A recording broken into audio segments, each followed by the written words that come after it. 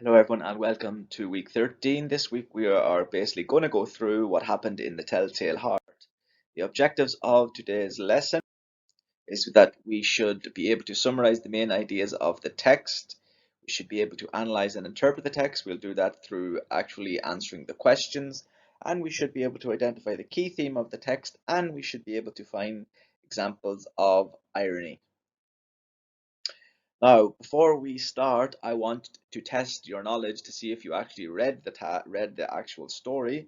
So what I have done here is I have 9 bullet points. So it is the summary of the story, and I have jumbled them and mixed them up. So what I want you to do on a piece of paper is I want you to try and put that summary in the correct order. So I will give you 3 to 4 minutes to do the task.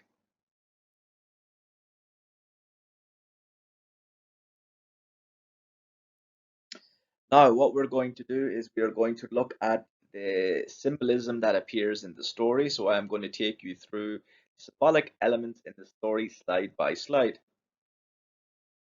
Now, the first symbol in the story is actually the beating heart. So it is a symbol of fear and guilt.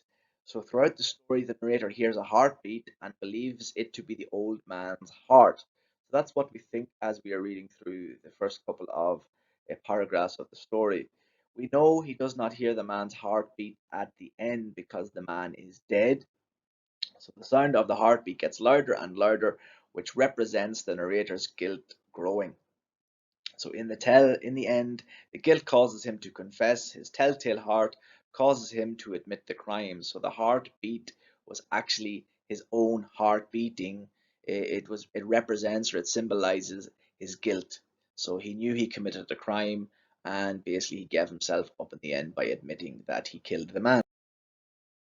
Another symbolic element in the story would be the bed or the bedroom. So normally for all of us, the bedroom is a place of rest and peacefulness.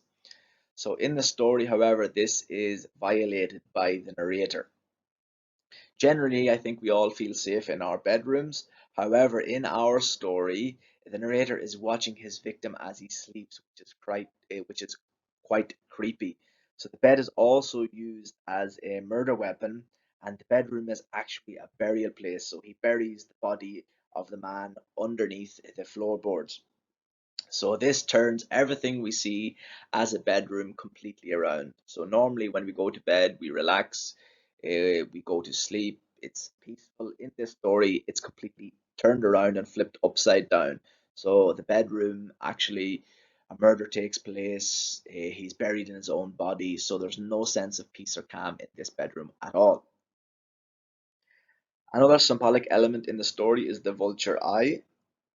So to the narrator, the eye of the old man represents evil. So he refers to it as a vulture's eye. A vulture's eye is actually a bird of prey, and it's a very greedy bird of prey.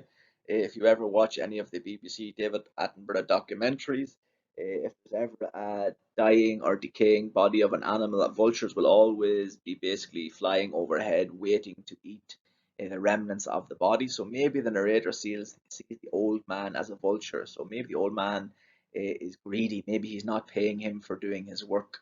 So he maybe the man feels or the narrator feels he is not being paid the right amount of money for the work he is doing.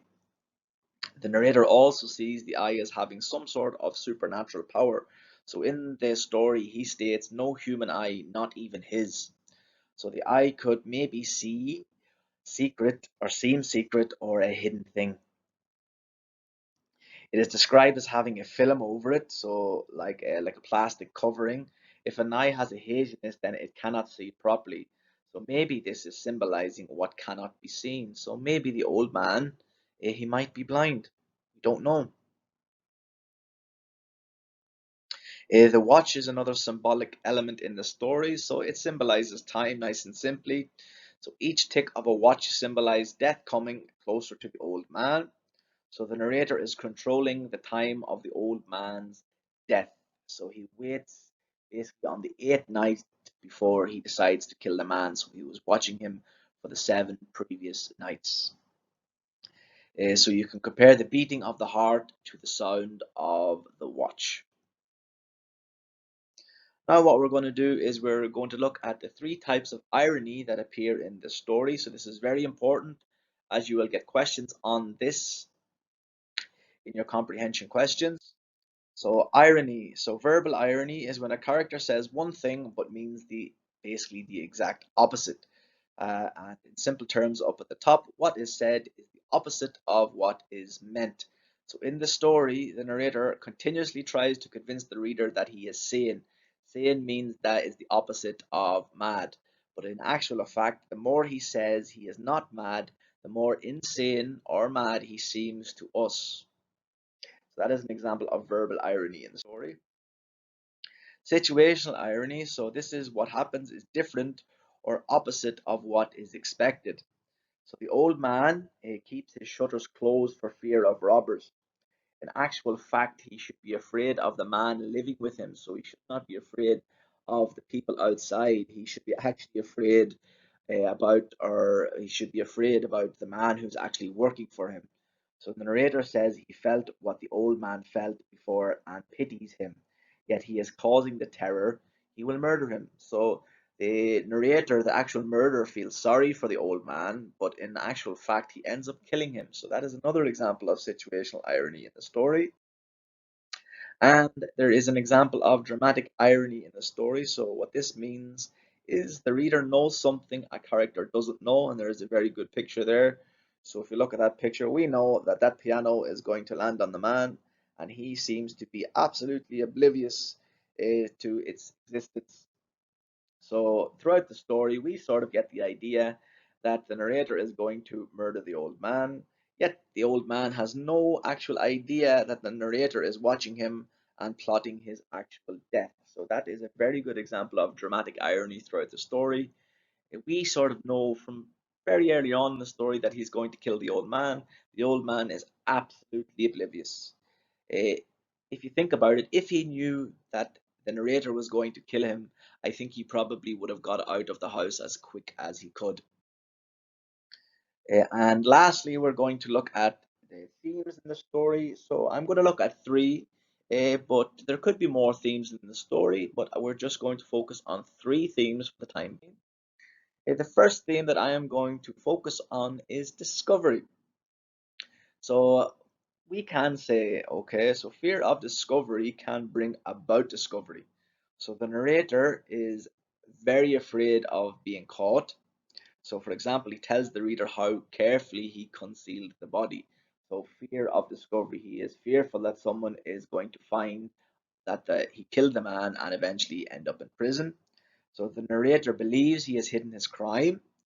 In the text, the narrator also invites the policeman in because he believes that he will never know what he has done because he hid it so carefully. So this brings us back to the first point. Fear of discovery can bring about discovery.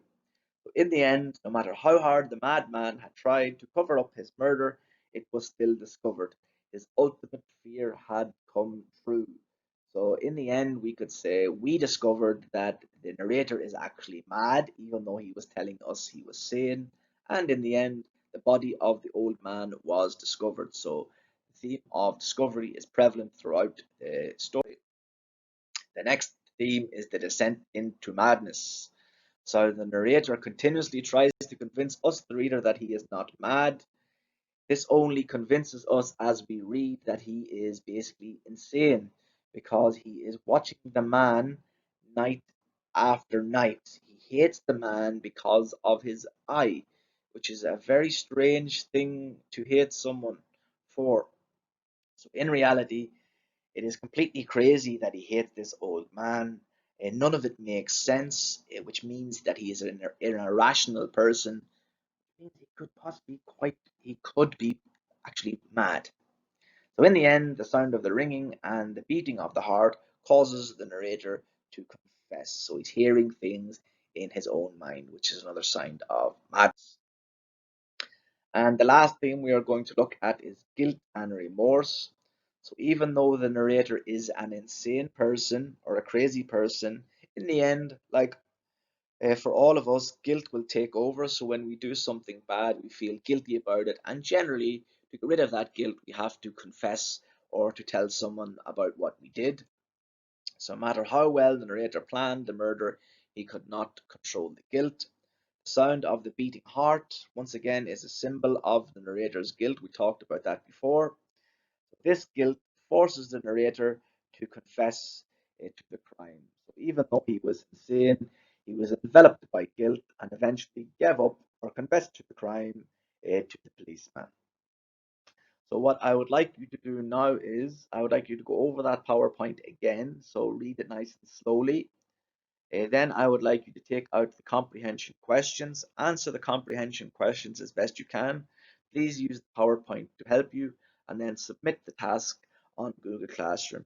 If you have any questions, please ask your teacher on Google Classroom, and have a good day, and remember to enjoy your summer holidays.